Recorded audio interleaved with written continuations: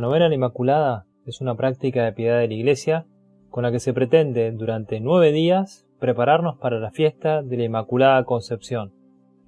El 8 de diciembre celebramos como Iglesia todos los fieles cristianos conociendo y tratando más a María, porque la Inmaculada Concepción es un privilegio que Dios concedió a María en previsión de los méritos que Jesús iba a conseguir muriendo en la cruz. La Virgen es la primera redimida.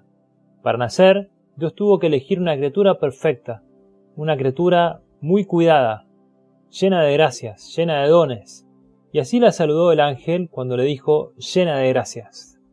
Los teólogos dan un argumento un poquito más conciso y claro cuando dicen convenía, Dios podía hacerlo, luego lo hizo.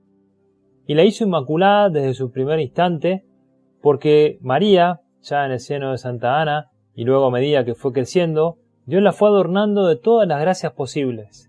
Iba a ser su madre, y era comprensible. Pero no todo lo hizo Dios, porque Dios la creó libre.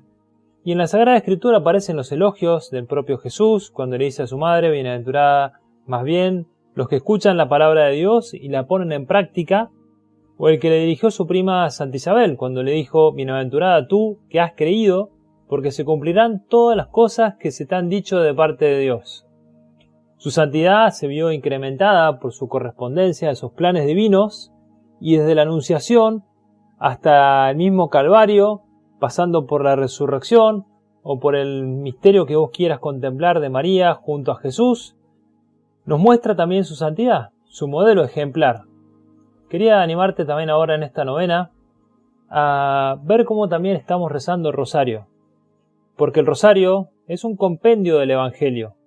Al contemplar el rostro de Cristo durante el rosario, contemplamos también todo el Evangelio, desde la oración del misterio de la Encarnación, hasta también pasar por la vida pública, por la vida dolorosa, y también por la vida de la resurrección, de la ascensión, de la venida del Espíritu Santo, de la misma Asunción de María y con la coronación de María como que cierra también todo ese compendio del Evangelio, que es, por cierto, muy cristológico y a la vez el rosario no deja nunca de ser conveniente que lo meditemos también así. Hay 4 misterios. Juan Pablo II de la Rosarium Virginis Mariae introdujo esos misterios de luz, esos misterios con los momentos particularmente significativos de la vida pública, y tiene un método bastante popular, aunque hoy por hoy no es muy querido porque se piensa que es muy repetitivo. Sin embargo, sabemos que desde los misterios vamos al misterio, y al contemplar también cada uno de los misterios, en ese método de ir rezando el Padre Nuestro, las Ave Marías, hacer una pequeña introducción, esas jaculatorias finales, nos ayudan a eso, a meditar el Evangelio de Cristo, a meditar el Evangelio de María. Y la escucha de los misterios nos hacen también pensar cómo ese silencio, cuando uno medita la vida de María, cuando uno medita la vida de la Inmaculada, durante toda la vida de Jesús, durante toda la vida de María, nos hacen pensar también en cómo ella correspondió. Y uno dice, bueno, efectivamente son 10 Ave Marías por misterio. Me gusta cómo el Papa Juan Pablo II dice, mira, en el medio de la Ave María está el nombre de Jesús. Y a veces el rezo apresurado no hace percibir ese aspecto central y tampoco esa relación del misterio de Cristo que se está contemplando. Sin embargo, cuando uno reza despacio la Ave María, sabe que en el medio de la Ave María está la palabra Jesús. Y la vida de María se entiende porque fue unida a la vida de Jesús.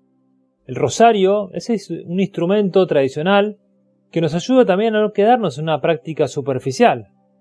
No es simplemente bueno repetir cosas, sino que es también buscar meternos en la vida de María que nos lleva a Jesús, que nos lleva al crucifijo. No sé si te diste cuenta que cada rosario tiene un crucifijo. Efectivamente nos dice el Papa Juan Pablo II cómo el rosario abre y se cierra con la cruz. En Cristo se centra la vida y la oración de los creyentes, todo pasa por Él y todo nos hace pensar también en María.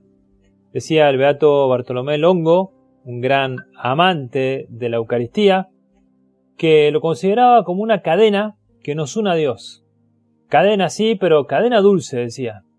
Y así se manifiesta la relación con Dios, que es Padre, cadena filial, que nos pone en sintonía con María, la sierva del Señor, en definitiva, con el propio Cristo, que aún siendo Dios, se hizo siervo por amor nuestro. Vamos a pedirle a María para que en esta novena también nos ayude a darnos cuenta de que es ese modelo de santidad la que nos lleva también a ser más asequibles. El otro día en misa decía que no existían los santos tristes, porque si no serían tristes santos. Y entonces digo en la homilía que levante la mano quien conoce un santo triste. Y unas chiquitas que estaban en la primera fila se dan vuelta y miran si había algún personaje que había levantado la mano, ¿no? Y me gustó cómo esa humildad o esa sencillez de la misma, estas mismas criaturas nos hace empezar a nosotros también a ver si nos quedamos con una visión de santidad un poco triste, una visión así fuera de lugar. Ahora que estamos en esta novena en Inmaculada, aprendamos de ella para ser cristianos de verdad, para ver que ser cristiano significa seguir a Cristo. Y la Virgen también fue la que siguió a Cristo y lo vemos así en cada misterio del Rosario. Que la Virgen nos ayude también en esta novena en Inmaculada como una ocasión para recordar aquel dogma de la Inmaculada Concepción. Quizá te acordás aquella historia de Bernadette en el año 1858, 4 años después de la promulgación del dogma, cuando la Virgen le dice a la niña, en un dialecto local, le dice: yo soy la Inmaculada Concepción. Bernadette la verdad que no comprendió en absoluto lo que significaban aquellas palabras, y el sacerdote del pueblo, en cambio, sí las entendió y se quedó hondamente impresionada. Por eso también la Inmaculada Concepción, que se manifestó a los 4 años de aquella promulgación del dogma mariano, le hizo pensar también a este sacerdote que efectivamente no era algo humano, no era algo inventado por esa chiquita. Bueno, ¿qué significa hoy la Inmaculada Concepción? ¿Cómo podemos celebrarla hoy en esta novena, cuando nos preparamos ya para su fiesta? Inmaculada Concepción, también nosotros hoy le pedimos para que sepamos descubrir más aún cómo todos tenemos un gran sentido en nuestra vida. Se lo pedimos a la Virgen, esa que sin pecado es para nosotros la sonrisa de Dios, que nos recuerde que vale la pena hacer de nuestra vida un bonito reflejo de esa luz de Dios, de esa sonrisa del Señor. Así sea.